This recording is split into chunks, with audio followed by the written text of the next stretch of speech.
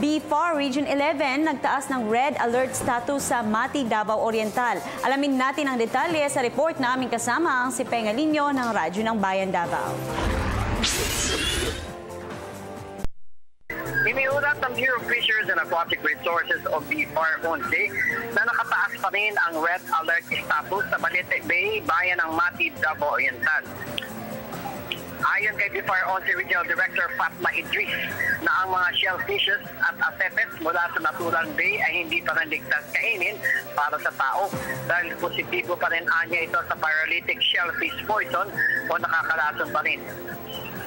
Base anya sa resulta ng pinakahuling laboratory test sa mga samples na nakuha sa Balete Bay, Mati, Davao Oriental na mga shellfishes ay meron pa rin itong kontaminasyon ng red tide toxin. Samantalang ang coastal waters ng Dawi sa Bohol, Milagros sa Masbate at sa Pian Bay sa Capiz ay may ganito ring uri ng problema. Kanila na anyang pinayuhan ng mga residente malapit sa Balete Bay, Mati, Davao Oriental at karatig lalawigan ito na huwag munang manguha ng mga shellfishes, maging alamang, alimango, pusit para sa ng konsumo o pagbebenta nito. Dagdag pa ni Idris na mga isda ay ligtas sa mga kainin kung ito ay inaalisan ng hasang at mga bituka bago lutuin. Para sa Telebisyon ng Bayan, Pengalinyo, Radyo ng Bayan, Davao.